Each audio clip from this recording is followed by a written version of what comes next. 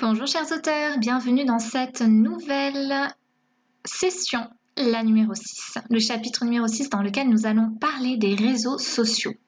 Vous avez créé votre blog, votre roman est quasiment prêt à être publié, vous avez votre site d'auteur, tout est parfait. Maintenant, nous allons parler des réseaux sociaux. Si comme moi, vous n'aviez aucun réseau et que vous détestez parler de vous, eh bien, il va falloir que ça change. Être auteur indépendant, c'est sortir de sa zone de confort, qui ressemble souvent d'ailleurs à une grotte d'écriture, et c'est parler de soi et de ses romans. Alors ce n'est pas évident, j'en sais quelque chose. J'étais moi-même très réservée, complexée, timide. Avant d'être auteure et de pouvoir parler de mes romans, je n'avais aucun réseau, ni Facebook, ni Twitter, ni rien du tout. Je n'avais aucune envie de parler de moi.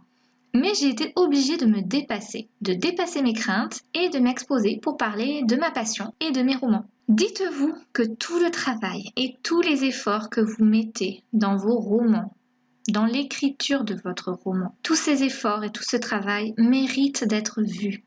Votre livre mérite d'être lu et votre voix d'auteur mérite d'être entendue. Et cela ne sera possible que si vous faites la promotion de vos romans sur les réseaux sociaux et sur votre site. Alors lancez-vous, n'ayez pas peur. Ce serait dommage de ne pas faire vivre vos livres parce que la peur vous retient. On ne vit qu'une fois et peut-être que vos écrits changeront la vie de quelqu'un ou amélioreront le quotidien de certaines personnes.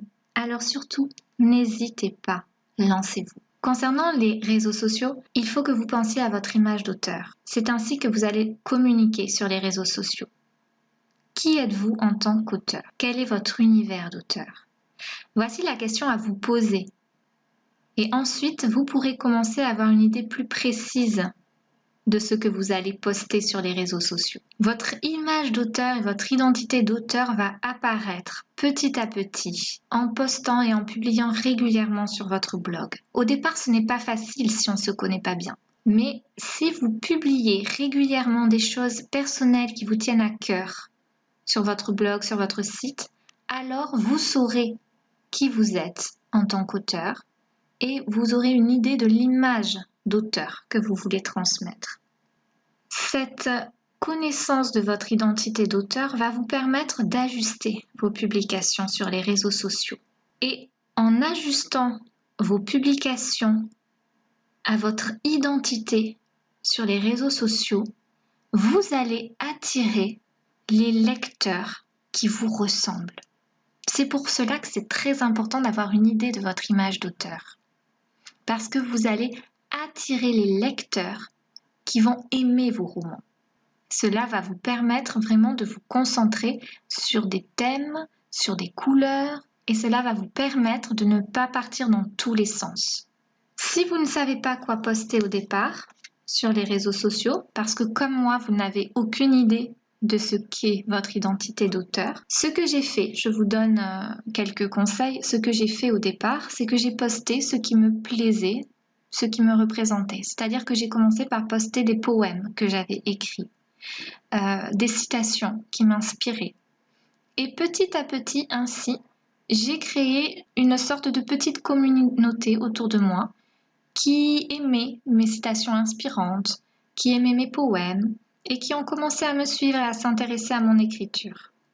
Et ensuite, j'ai réussi à parler de mes romans parce que j'avais acquis cette facilité de communication sur les réseaux sociaux en parlant de choses qui me correspondaient, comme les citations inspirantes et la poésie. Donc, postez ce qui vous ressemble avant tout. Soyez authentique.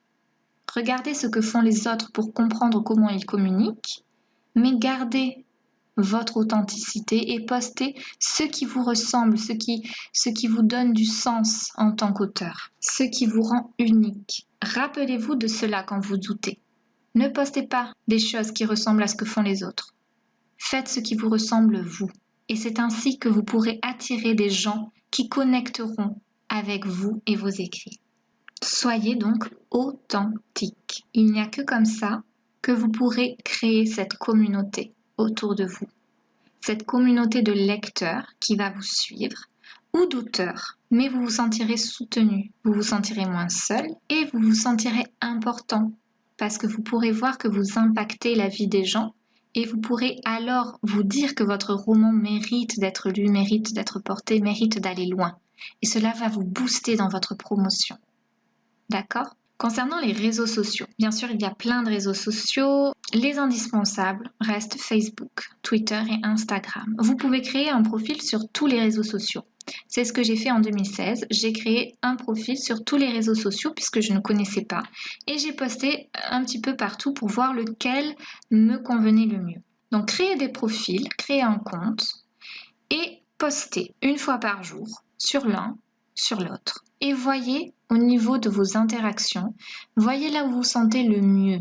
Chaque réseau a sa manière et son fonctionnement au niveau de la communication. Donc, allez là où vous vous sentez à l'aise.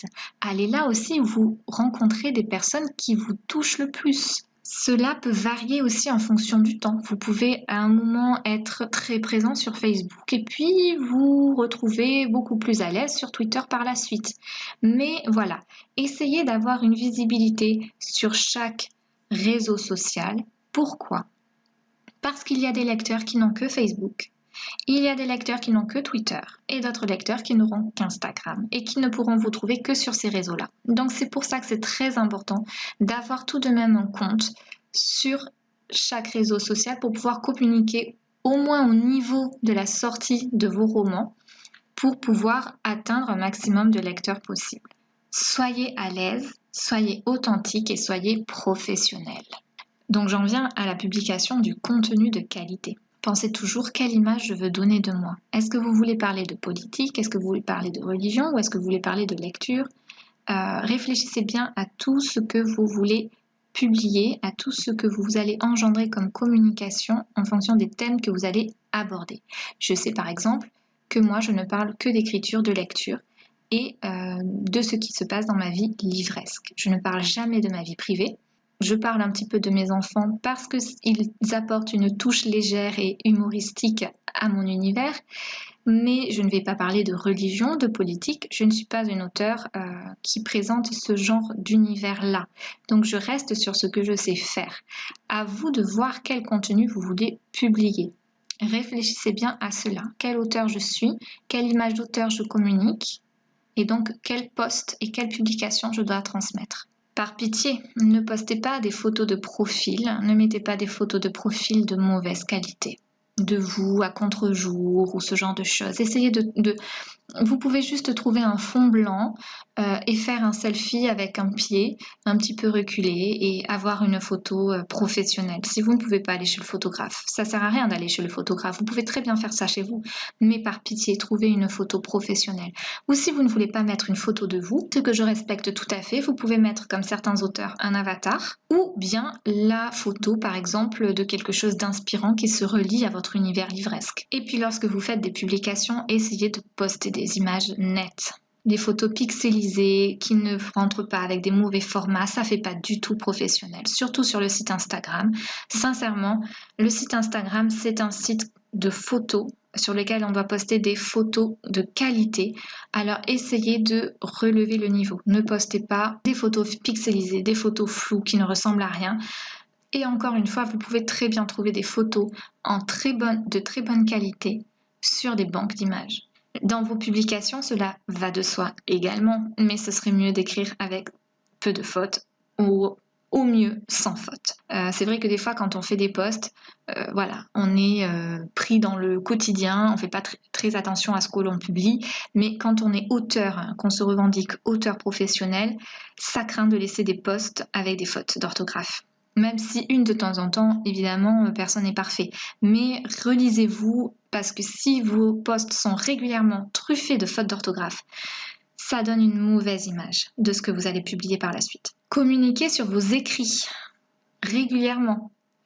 Parlez de votre écriture, parlez de vos phases d'écriture, de vos romans, votre roman en cours, de vos thèmes abordés. Essayez de conserver quand même un côté professionnel, n'étalez pas votre vie privée, essayez de vous protéger aussi de ça. Et n'oubliez pas, à chaque article de blog que vous avez écrit, pour toucher plus de monde, partagez votre article sur les réseaux sociaux. Comme ça, ils pourront être repartagés par la suite.